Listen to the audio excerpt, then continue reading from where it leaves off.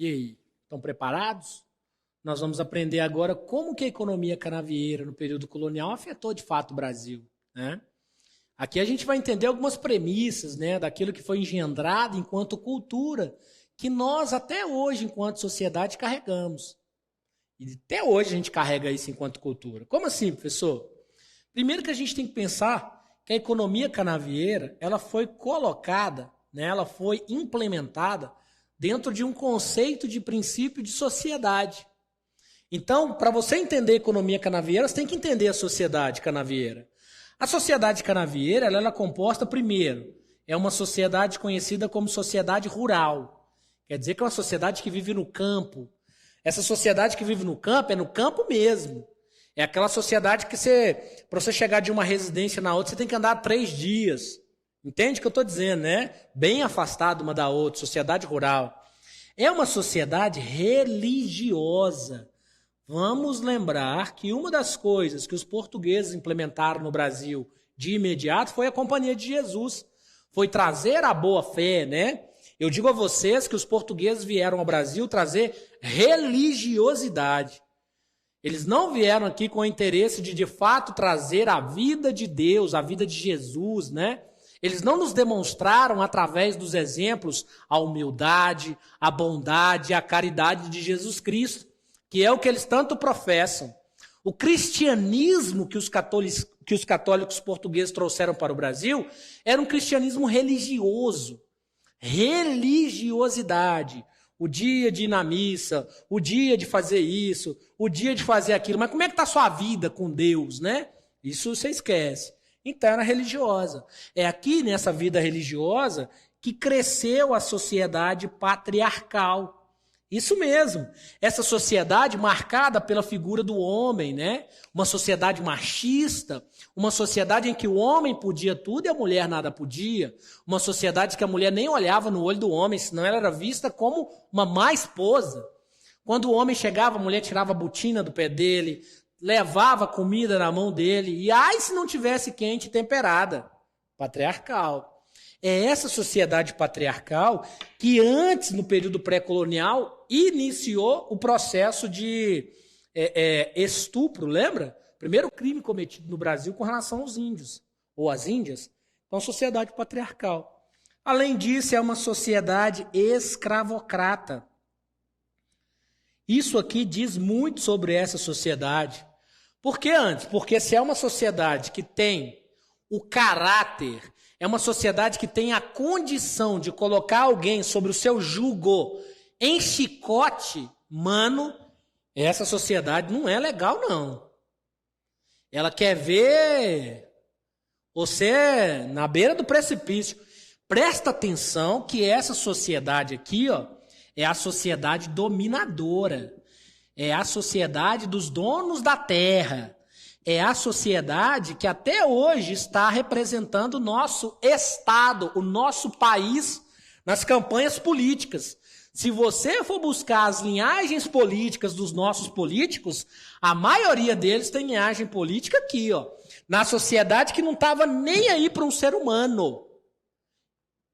Qual que é, pejorativamente ou taxativamente pensando, você tem aqui uma sociedade escravocrata. Hoje você tem um trabalhador com salário mínimo no Brasil. Pois é. O que o salário mínimo dá conta do cara comprar? A comida dele. Nem para pagar aluguel dá, porque é caro o aluguel. A sociedade escravocrata dava o que aos seus escravos? Comida e chicote. É lógico que eu não quero falar que a nossa sociedade é igual à sociedade escravocrata. Eu não quero roubar isso da história. Só estou te mostrando que eles criaram uma sociedade com um novo nome de chamar pessoas que trabalham por pouca condição econômica.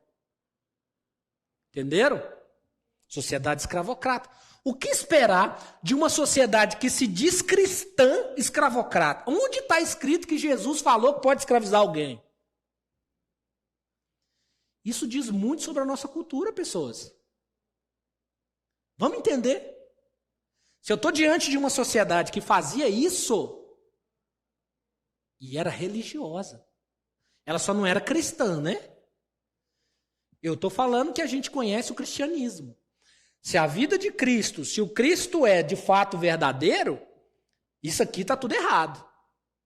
E a sociedade é guiada pelos religiosos aqui. Não se esqueçam disso. Portugal é católico, apostólico e romano. Sangue, mano. Então você tem essa sociedade que tinha 2 lugares específicos nessa sociedade. Essa sociedade, ela resguardou, ela trouxe para a lógica da humanidade 2 lugares. Essa sociedade tinha a Casa Branca, ou a Casa Grande, como era conhecida, e essa sociedade tinha a senzala. Eram os 2 lugares que tinha, os 2 lugares sociais que tinha. E a igreja, né? Não podia faltar a igreja. Os negros, quando chegaram, porque eles vão chegar, não podem adorar os seus deuses, e muito menos os índios. Tem que adorar o Deus de Portugal. Mesmo sendo escravizado. Jesus quis que vocês fossem escravizados. Gente do céu. É muito pesado isso. Sociedade. Você tem essa sociedade, você vai ter aquilo ali. Beleza? Bom, aí a gente continua explanando nessa história. Podem copiar isso aí. A gente fica explanando essa história, observando, né? Tentando buscar e entender essas coisas todas que acontecem no nosso país. A gente tem hoje pessoas em condições análogas à escravidão. Eu acho que todo trabalhador que ganha o salário mínimo está em condição análoga à escravidão, tá? Pensando no salário mínimo brasileiro. Gente, tem que fazer malabarismo para o negócio funcionar. Carne no Brasil. Maior produtor de carne do planeta, o Brasil. Carne de R$40 o quilo, gente, a carne dura. Tô falando de contrafilé não, mano. Para que a gente está produzindo esse tanto de carne? Me explica. Se o povo que está produzindo a carne não pode comer a carne, me explica. Duvido que essa carne é vendida no mercado internacional por R$40 o quilo. Refletir. Depois que a gente olha para a sociedade, a gente vai ver então como que funciona a economia. Olha os pilares da economia canavieira, olha que doideira. São 4 pilares, quer dizer, o pilar da economia canavieira é o plantation.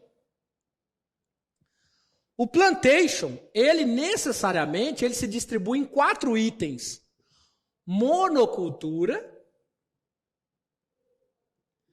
O que é monocultura, Anderson? Produção de apenas um gênero, só produzia cana. Latifúndio. O que é latifúndio, Anderson? Grande extensão de terra. Sesmaria, né? Presta atenção aqui, ó. Mão de obra escrava e produção voltada para o mercado externo. O que eu acabei de falar dos boi aqui? Nós somos um dos países que mais produz carne. A produção do boi é voltada para o mercado externo. Não, tá de sacanagem comigo. Não. Ressalva-se aqui e ressalta-se aqui um ponto. A escravidão. A escravidão no Brasil ela tem 2 atores. Nós temos os índios. Anderson, os índios foram escravizados? Foram. Cruelmente escravizados. Para vocês terem ideia, o número de índios escravizados no Brasil no primeiro século de colonização, ele é infinitamente maior do que o número de negros.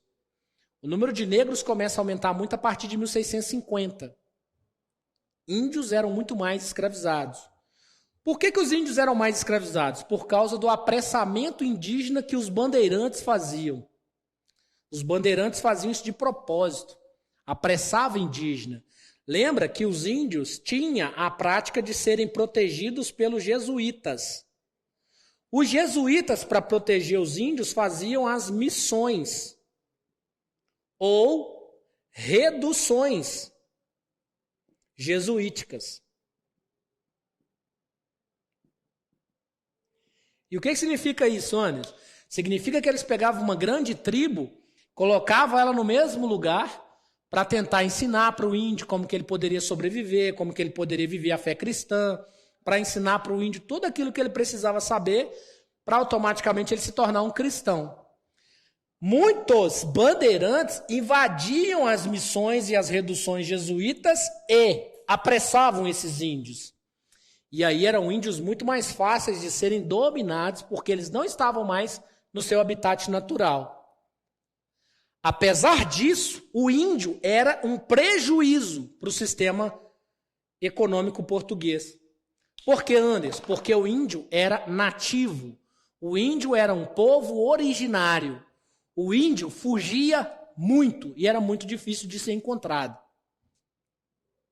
Passou-se o tempo, foram buscar os negros. Até porque os jesuítas eram contra a escravização do índio. Onde tinha muito jesuíta, por exemplo, lá no Maranhão, vai acontecer revolta do Maranhão contra os jesuítas. Eles vão expulsar os jesuítas, porque os jesuítas é contra a escravização do índio. O jesuíta até tentou, mas a ganância era muito grande. Anderson, mas por que eles escravizaram os índios? Porque era muito mais barato você ter um trabalhador indígena do que ter um trabalhador escravo negro. O índio custava uns R$10, o negro custava 100. Só para vocês entenderem aí, mais ou menos. Outra coisa que era importante vocês entenderem, tinha abundância indígena no Brasil. Você sequestrava as crianças, as mães. Quando você tinha muitos guerreiros, você matava os guerreiros. Os índios foram categorizados pelos portugueses em 2 grupos, né? Os índios foram chamados pelos portugueses de tapuias e de tupi-guaranis. Os tapuias eram índios o quê? Guerreiros. Índio que era difícil de você adestrar. Eles não aceitavam dominação, os tapuias. Os tupi eram índios mais dóceis. Então, quando os portugueses começaram a ter contato com os tapuias, eles começaram a fazer o que com os tapuias? Matar. Para vocês terem ideia, gente, os portugueses utilizaram técnicas de destruição de tribos brasileiras muito hostis, como, por exemplo, disseminação de doenças. Como assim, professor? Disseminação de cólera, por exemplo, na tribo Carijó. Como você não consegue deter a tribo, você quer o território que ela ocupa, você distribui doença, não vai morrer todo mundo. Bexiga, varíola, vai matar os índios. Como se nós estivéssemos revivendo em pleno século XXI uma grande pandemia, né? O que matou muito índio nessa época aqui foi o contato com o branco, porque o índio não tinha anticorpos para as doenças dos brancos. Ah, mas matou muito português também. Mas matou muito mais índio.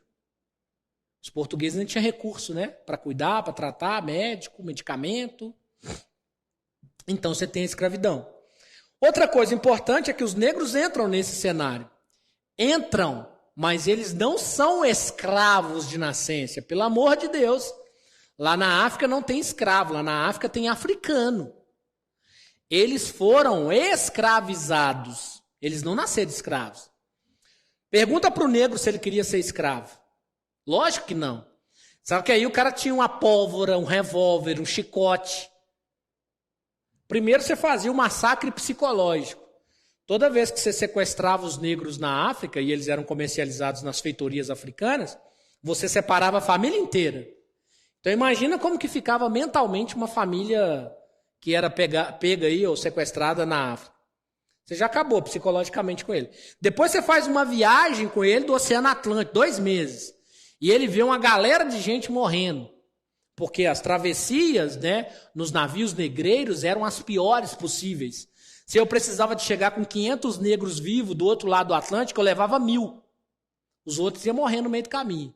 E eu ia jogando no mar, gente. As pessoas viam isso. É muito comum você ter os relatos, né, dos escritores de Portugal falando que quando eles chegavam na costa, eles ajoelhavam e choravam, porque eles chegavam vivos. Quando chegavam já eram acorrentados e eram vendidos como peças. Abre a boca. Não, você eu não quero não. Próximo. Não, vou comprar você. Mas era meu irmão, problema. Quero só você. Deixa sua irmã ir para onde ela precisar. É assim. Sem contar os crimes domésticos, né, que foram cometidos. Quando eu falo crime doméstico aí, entra um monte de coisa. Estupro, né? Enfim, vai ter muita coisa aqui na história. Então, essa é a sociedade que a gente está criando. A economia do açúcar foi a mais lucrativa para Portugal no primeiro momento. Eles construíram uma economia lucrativa junto com os holandeses, né? A economia que ela se deu com Portugal e Holanda, fazendo uma parceria. Os holandeses sabiam muito, né, fazer o processo de branqueamento do açúcar, né? A gente fala de refino, né? Eles sabiam fazer muito refino e eles combinaram com os portugueses a lógica da exploração do açúcar. Não era da Holanda o território era de Portugal. Tanto é verdade que esse imbróglio de Holanda e Portugal, quando vier a União Ibérica, a Holanda vai ser expulsa do Brasil e ela vai automaticamente invadir o Brasil. Daqui a pouco a gente fala sobre isso. É uma economia que deu super certo. O Brasil foi vendendo, trabalhando com a economia da cana-de-açúcar. A Europa gostava do açúcar brasileiro e isso aí foi se tornando um meio de ganhar muita grana. Beleza? Basicamente é isso que vocês precisam saber sobre a sociedade do açúcar. É importante também vocês entenderem que na economia canavieira, durante todo o período colonial português, nós temos aí como pano de fundo o Pacto Colonial. Tranquilo? No próximo vídeo a gente vai adentrar um pouquinho no que ficou conhecido como a União Ibérica, né? Até para a gente compreender um pouco como que foi esse processo aí de anexação Portugal e Espanha no mesmo lugar. Até o próximo vídeo.